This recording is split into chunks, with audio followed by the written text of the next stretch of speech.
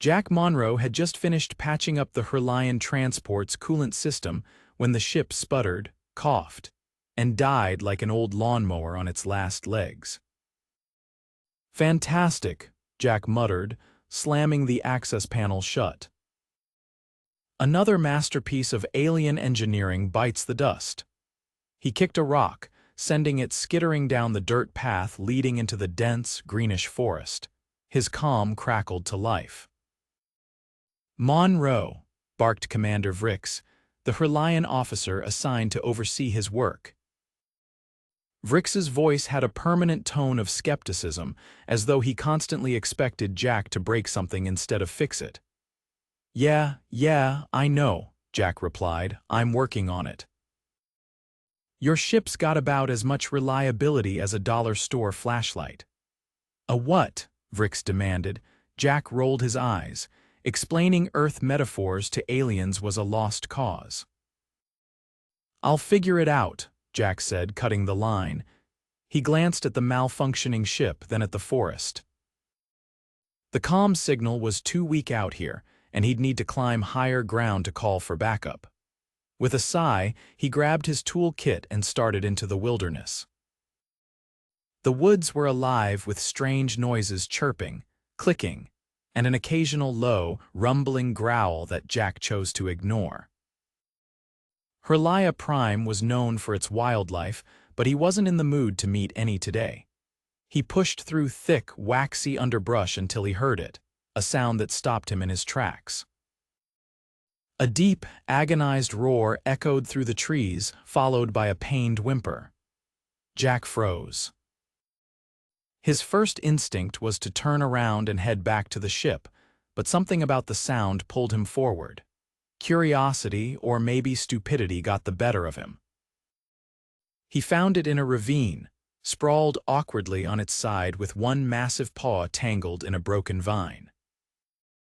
The creature was enormous, at least the size of a grizzly bear, but its fur was a shimmering, dark blue that caught the light like polished metal. Its long snout quivered as it panted, and its intelligent, golden eyes locked onto Jack's. "Well," Jack said, gripping a tree for balance as he looked down at the creature, "you're not on the tourism brochure." The creature growled weakly, blood seeping from a gash along its hind leg. Jack's gut told him to leave it alone. This thing could probably crush him with one swipe of its paw, but something in those eyes made him hesitate. They weren't wild. They were desperate. "All right, big guy," Jack said, crouching and sliding into the ravine. "If you're planning to eat me, just wait until I've fixed your leg." "Seems fair."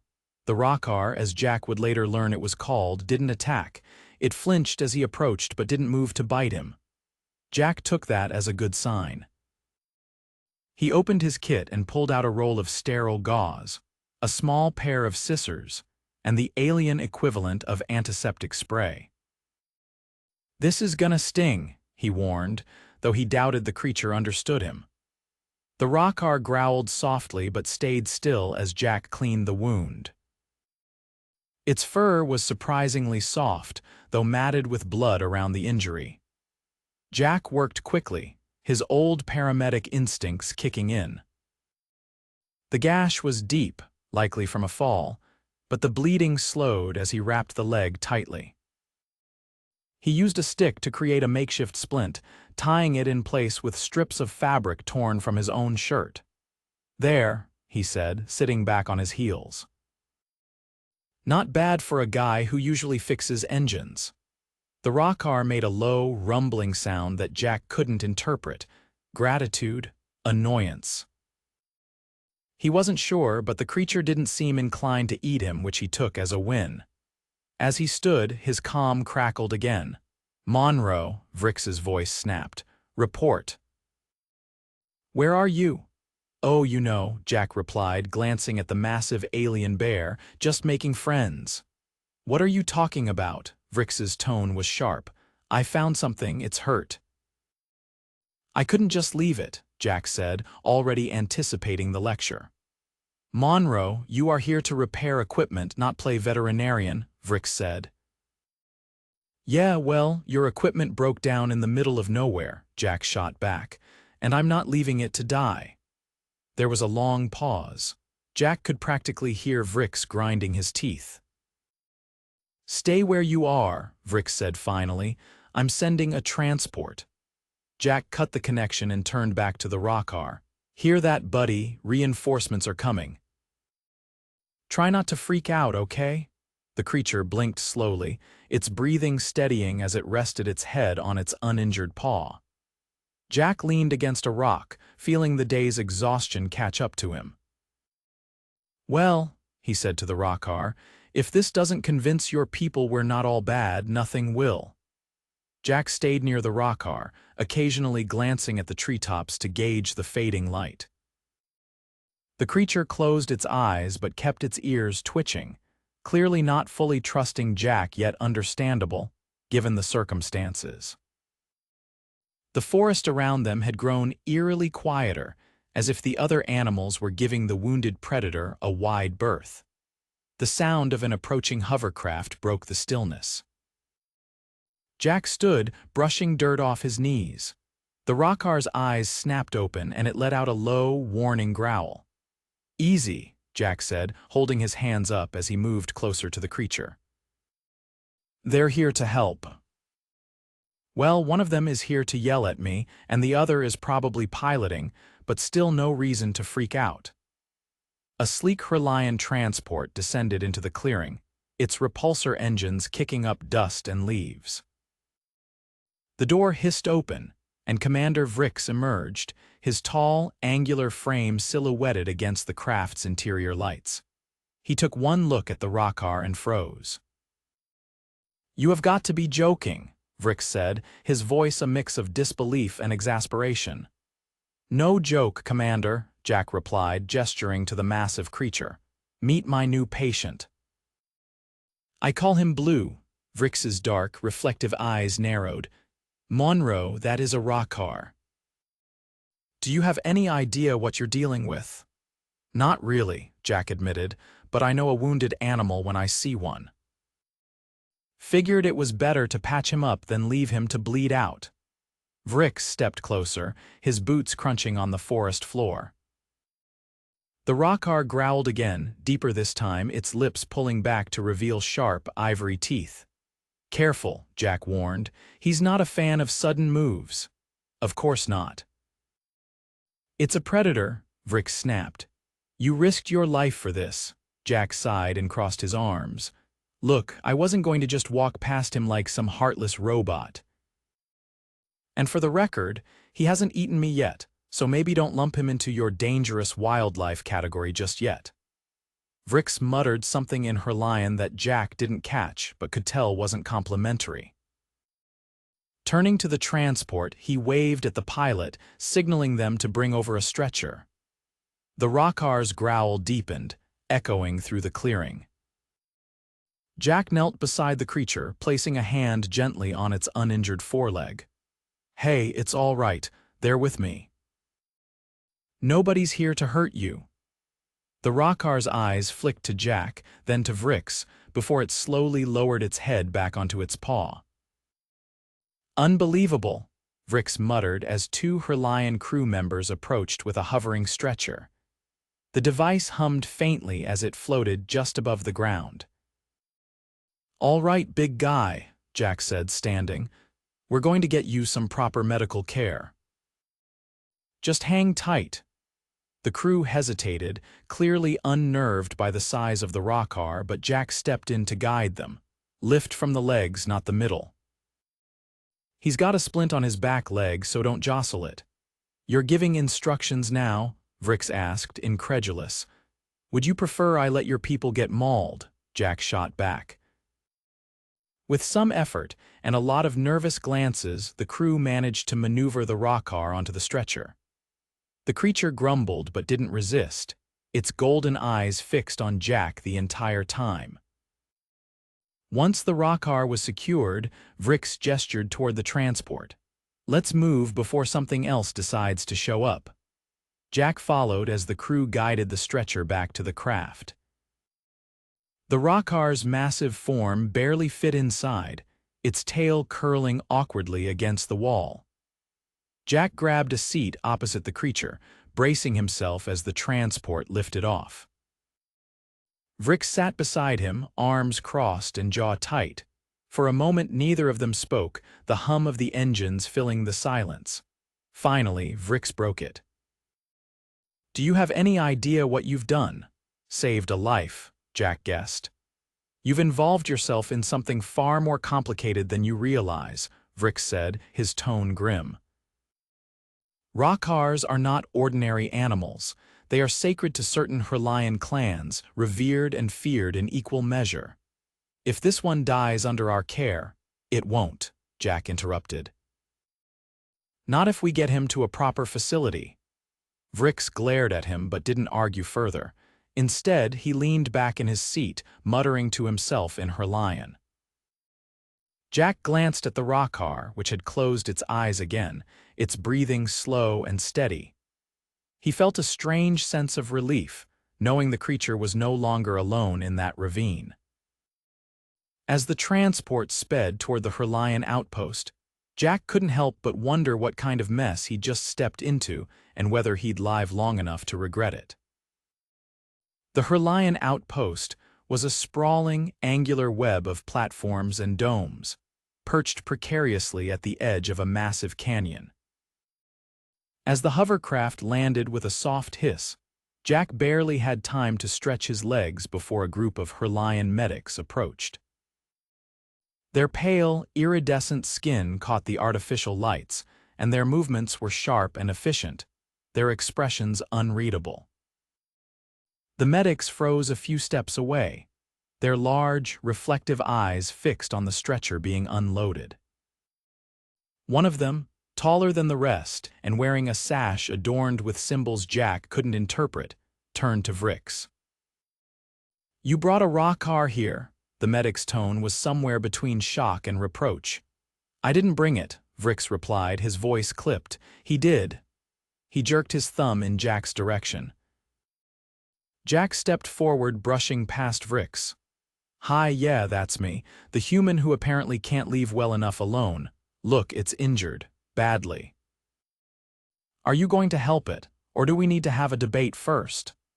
The lead medic's gaze shifted to Jack, their expression a mix of curiosity and disbelief. "You stabilized it?" "Yeah," Jack said, hands on his hips. "Not my best work, but it's alive, isn't it?" The medic's gaze flicked to the Rokarr, which let out a low, rumbling groan as the stretcher was set down. They hesitated for a moment before gesturing to their team. "Bring it in, carefully." The medics moved quickly, the stretcher gliding ahead of them toward one of the domed buildings.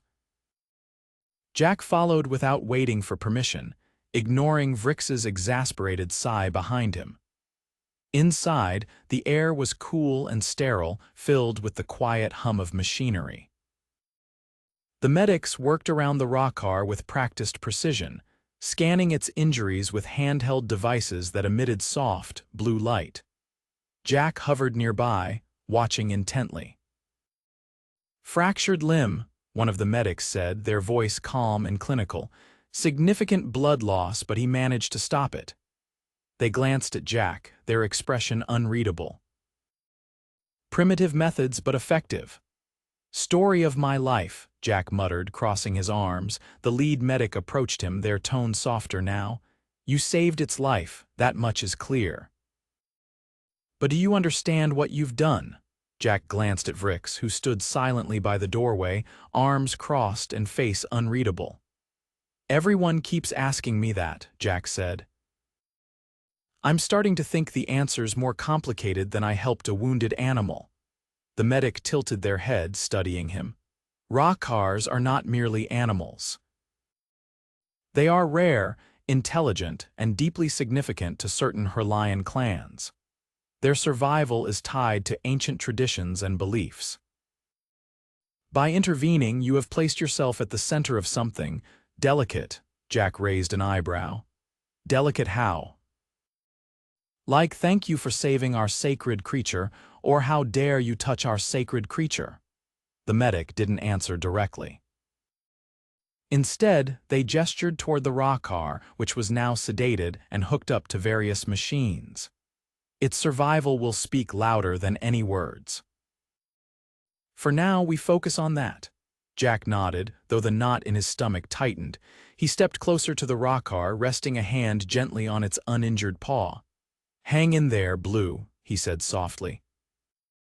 "You've got a lot riding on you, apparently." As the medics continued their work, Vrix approached, his expression unreadable. "You've made quite the impression," he said, his tone neutral but with an edge that Jack couldn't quite place.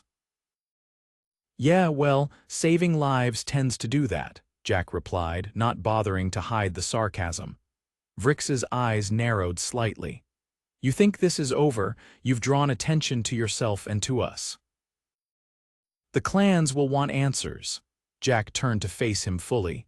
"Then they can ask me. I'm not hard to find." Vrix stared at him for a long moment before letting out a sharp breath.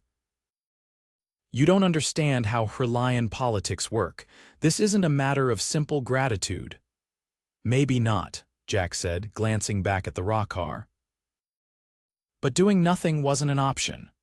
Vrix didn't respond immediately. Instead, he stepped back, his gaze lingering on the creature for a moment before he turned and left without another word. Jack stayed by the Rokarr's side as the medics worked, his mind racing with questions he couldn't yet answer. Whatever storm he'd walked into, he wasn't about to back down now. 5 days later, Jack stood at the edge of a wide, grassy enclosure within the Hrelian sanctuary. The air was crisp, carrying an earthy sweetness that reminded him faintly of summers back on Earth.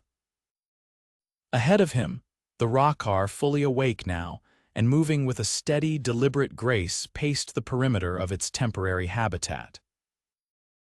Its coat glistened under the diffused sunlight, the wound on its hind leg now a faint scar. Jack leaned against the railing, hands shoved into the pockets of his patched utility jacket. He watched as the creature paused near a cluster of low, alien shrubs with wide, blue leaves, sniffing them intently before letting out a low, rumbling exhale. "You sure this is a good idea?" Jack asked without looking behind him. Vrix, standing a few paces back with his arms crossed, replied evenly, "The Rokarr is too young to return to the wild immediately, but it cannot remain here indefinitely. This sanctuary is a compromise, temporary but sufficient." Jack turned his head slightly. "What happens after temporary?" Vrix's gaze didn't waver from the creature. "When it has regained its strength fully, it will be reintroduced to its natural habitat. The clans will oversee the process." Jack raised an eyebrow. "The same clans that wanted to skin me alive for laying a hand on it." Vrix's lips twitched, almost a smile. "Let's just say their opinions have softened. The Rokarr's survival carries weight among them. You've earned a measure of respect, even if they won't admit it outright." Jack snorted. "Respect, huh? I'll add that to my resume. Professional mechanic and accidental diplomat." Vrix stepped closer to the railing, his expression contemplative. "You joke, as always, but what you did was not insignificant. The Rokarr's survival has already begun to ripple through our politics. Some see it as a sign and omen of resilience. Others view it as a reminder that compassion, even from an outsider, can be a form of strength." Jack tilted his head, watching the Rokarr stretch its massive frame, claws digging into the soft ground. "Yeah, well, it wasn't exactly a calculated move. I just saw something hurt and figured I could help. Didn't realize I was signing up for a cultural revolution." Vrix glanced at him, his reflective eyes narrowing slightly. "Not everything needs to be calculated to have meaning. That is something we Hrelians often forget. Perhaps that is why humans are valuable." Jack blinked, caught off guard by the unexpected compliment. "Did you just admit I'm good for something?" "Careful, Vrix. People might think we're friends." Vrix's expression tightened, but there was no real heat in his tone when he said, "Do not get used to it." For a moment they stood in silence, watching the Rokarr. The creature turned its head in their direction, its golden eyes focused on Jack. It let out a soft, almost inquisitive growl before padding closer to the railing. Jack crouched slightly, holding out a hand. "Hey there, Blue, how's the leg?" The Rokarr stopped a few feet away, its massive frame still imposing despite its calm demeanor. It lowered its head slightly, inspecting Jack with what could only be described as curiosity. Then, to Jack's surprise, it rumbled softly, a sound that resonated deep in his chest, and nudged its snout gently against the railing near his hand. "Guess that's a thank you," Jack said, grinning. Vrix watched the exchange silently, his expression unreadable. After a moment, the Rokarr turned and lumbered back toward the shrubs, its movements fluid and confident. Jack straightened, letting out a breath he hadn't realized he was holding. "So," he said, glancing at Vrix, "what now? You gonna send me back to fixing your broken ships, or do I get promoted to official Rokarr whisperer?" Vrix gave him a sidelong look. "I suspect you would find the latter less glamorous than you imagine. Besides, I doubt the Rokarr requires further whispering," Jack smirked. "Fair point."